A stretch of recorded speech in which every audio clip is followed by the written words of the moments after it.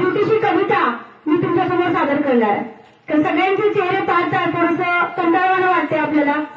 पण या ठिकाणी एक डॉक्टर म्हणून त्यांना मला विनंती करायचंय की एक महिला डॉक्टर म्हणून त्यांची जबाबदारी किंवा एक ऍडव्होकेट म्हणून तुमची काय जबाबदारी आहे किंवा एक पोलीस म्हणून त्यांची काय जबाबदारी आहे किंवा एक शिक्षिका म्हणून मी काय जबाबदारी आहे, या जबाबदारीला आम्ही पार पाडण्यात तर नक्कीच एक दिवस असा येईल की माझ्या मुली आज अंतराळात गेलेल्याच आहेत.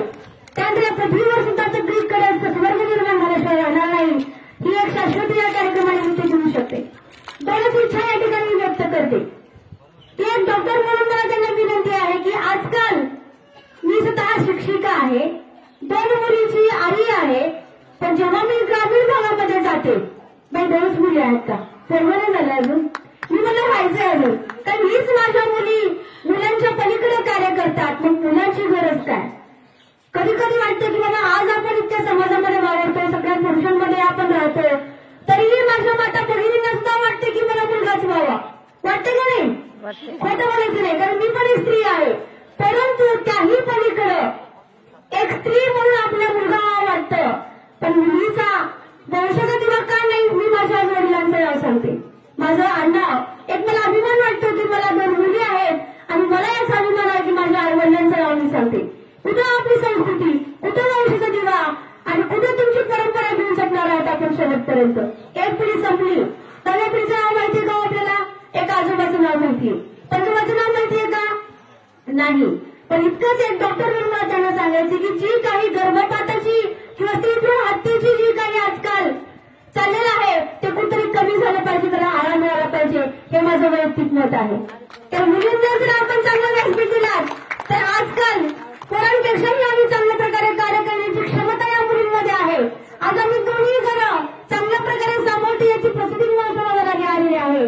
त्यामुळे पोलिसांना एकच मला सांगायचंय की या समाजामध्ये जी स्त्रियांवर जे काही मुलींवर अत्याचार होतात ते कुठेतरी कमी झाले पाहिजे. कारण माझी मुलगी आज मी कुठेतरी परदेशी एक कलाकार म्हणून आज आमची मुलगी आज आम्ही ठेवलेली आहे. एक ती फिल्म युनिव्हर्सिटीमध्ये गेलेली आहे तिनं, पण आपल्या मुली आम्ही का पाठवत नाही?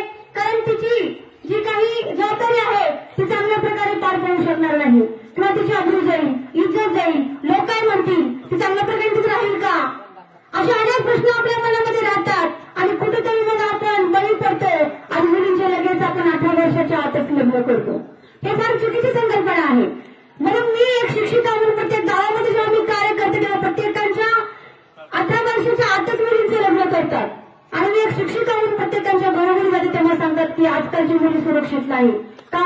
इतके पोलीस सज्ज आहेत, एवढी यंत्रणा सज्ज असताना आज महिलांना फक्त मुलींवर अनेक अत्याचार होतात म्हणून आम्ही महिला घाबरतो मुलींना बाहेर ठेवण्यासाठी. माझी पण मुलगी ठेवताना मला एक तो प्रश्न पडला, एक शिक्षिका म्हणून भाषण करणं वेगळं, सांगणं वेगळं, परंतु माझी मुलगी असुरक्षित आहे का? तर नाही. पावलोपावली मुलींवर अत्याचार होतात, बलात्कार होतात. त्याचं कारण काय? मग कुठं मुली शिकवायच्या, कुठं मुली पुढच्या क्षेत्रात पाठवायच्या, कुठेतरी आम्ही संकुचित होतो.